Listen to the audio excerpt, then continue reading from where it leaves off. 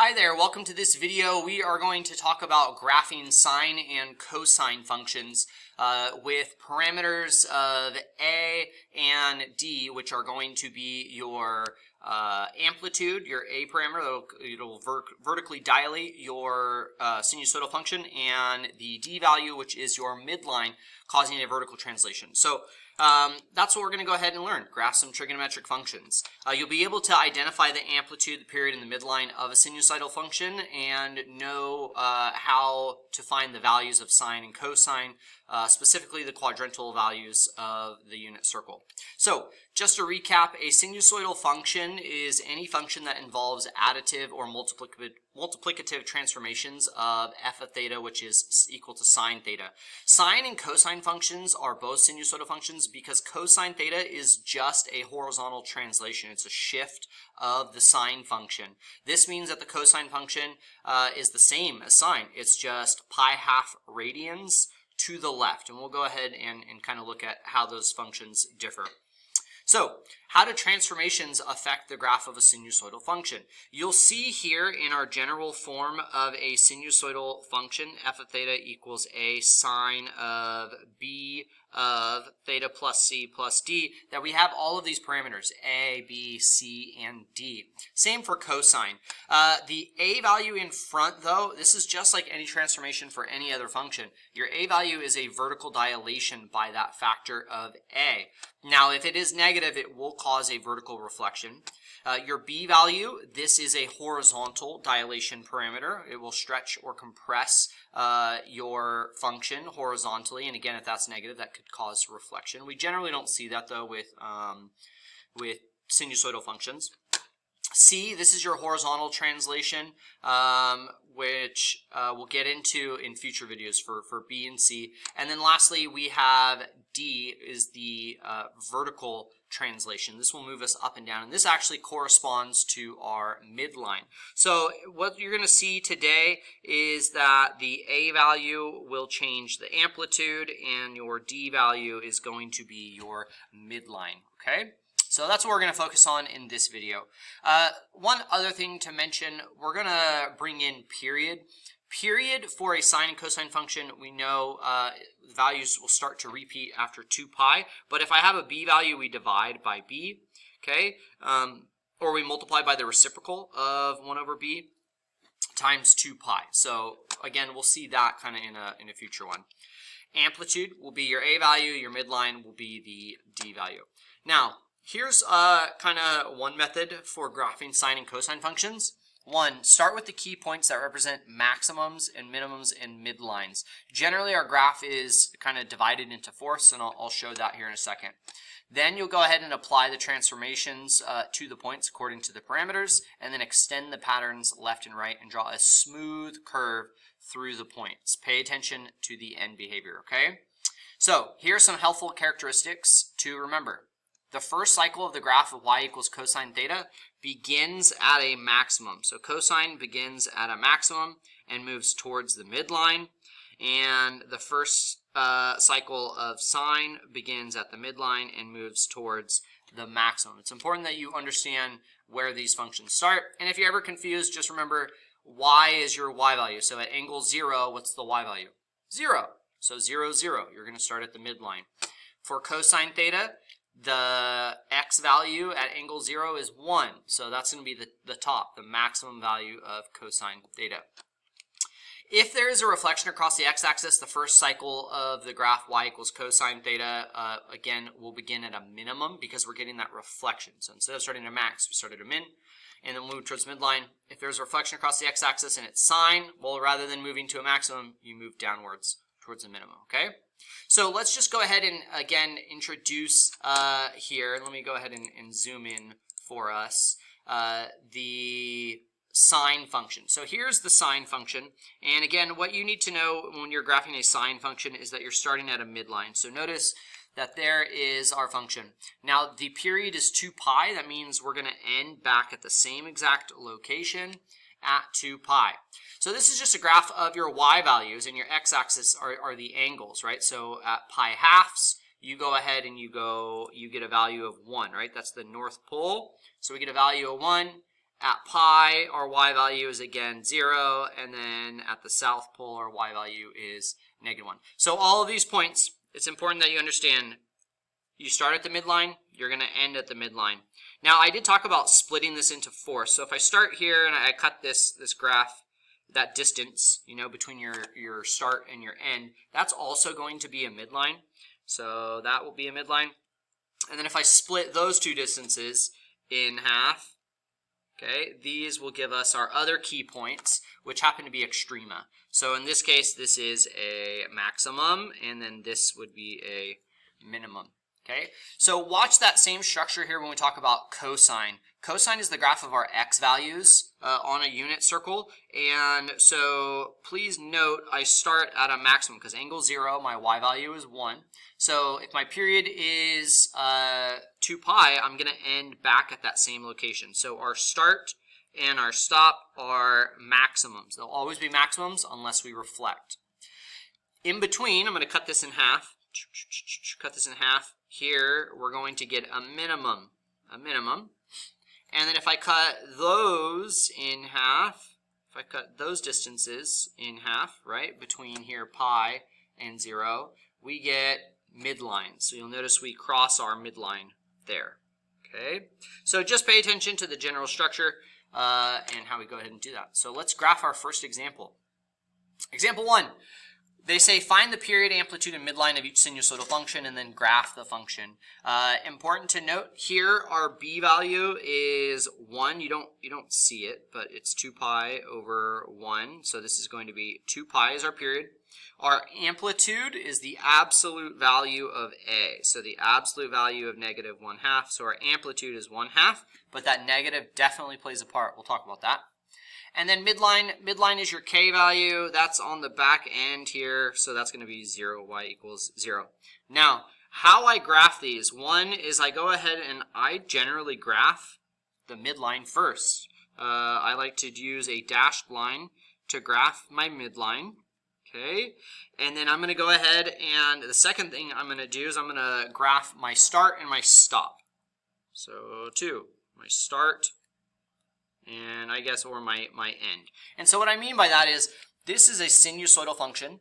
So I'm going to go ahead and that means I'm going to start at the midline at 0, 0. So I'm going to start here.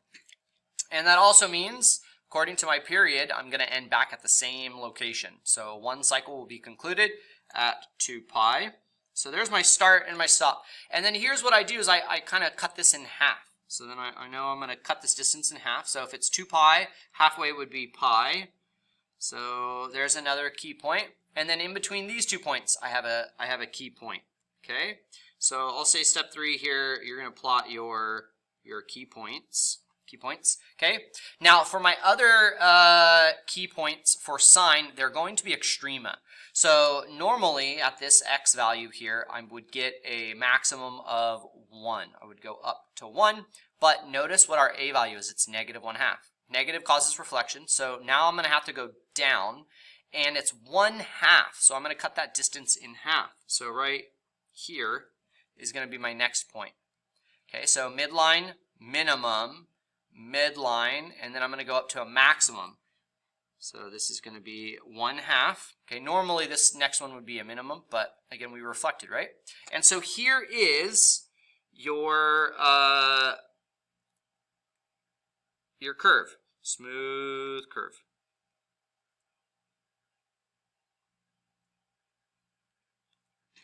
So right there, that is one cycle. Now our notes say to repeat this. So I could graph this one here and here. Okay, and if I extend this out, there we go. And if I extend this direction, my pattern will still hold the same. Just make sure, double check, especially when you go backwards, you can kind of mix yourself up. This was a minimum. It means our next point should be a maximum. Okay, maximum, midline, minimum, midline. And there you go. Okay, that's example 1. So 4 steps. Graph your midline, graph your start and your end, graph your key points, and then draw a smooth curve. Here's an example, well, I say 4. 4 is our amplitude. 4 is the amplitude. Equals 4. Our period is still 2 pi because I don't have a b value yet. We'll see that in a future lesson. And our midline, we do have one here. It is whatever the d value is, which in this case is 1. So I'm going to graph my midline. Here's my midline. Okay. And note, I'm going to note, I did my midline. Step 2, where am I going to start? And then where am I going to end? Now note, this is a cosine function, cosine theta, which means I'm going to start at a maximum if a is positive. It is. So I'm going to go ahead and I'm going to go from my midline, I'm going to go up 4. That's my amplitude. Up 1, 2, 3, 4. So I'm up at 5. And again, my period is 2 pi, so that's where I will end. Now, since this is a cosine function, if I split this, right, at pi, that's going to be the other extrema for cosine, right? Because it always follows a pattern. Max, mid, min, mid, max, mid, min, mid, right? It's sinusoidal, it repeats. So for pi, I'm going to have to go down 1, 2, 3, 4. I'm going to use my amplitude, and that puts me at -3, right? Okay, and then in between these two distances are going to be my other key points. Part 3, my key points, and those will be midlines. So midlines. Okay, and then step 4, you got to be smooth. So go ahead, curve through, and there you have it. If you're looking for like some extra help on how to graph this, it kind of seems to me the midline points are inflection points where we change concavity, right? Notice concave down, then I'm concave up. Then I'm concave down, and I'm concave up. Okay, so you can use that kind of to your advantage. So let's go ahead and plot the rest of these, and that's going to look like this. Okay, and I just put little dots, just to help kind of guide me so I'm not, too far off.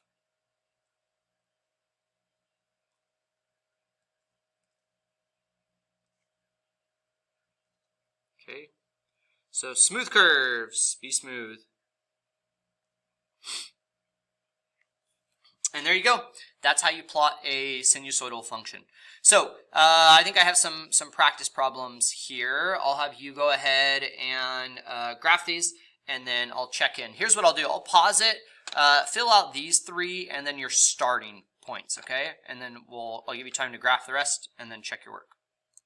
Okay, hopefully you got a period of 2 pi and amplitude of +3/2, which for our graphing purposes, decimal form is easier to work with, 1.5. Our midline is going to be 4, so we're shifted up 4, and then my starting location is actually at the minimum. This is a cosine function, so we're starting in extrema, but notice your a value is negative. It reflects. So here's my first starting location, down 1.5 from 4. And that means I'll end back at that same location. Go ahead, please pause me, and then we'll check the 4 key points of the first cycle. I'll show you that first cycle here in a second.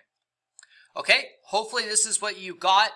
Your other point, your maximum should have been at 5.5 because we're 1.5 up from our midline.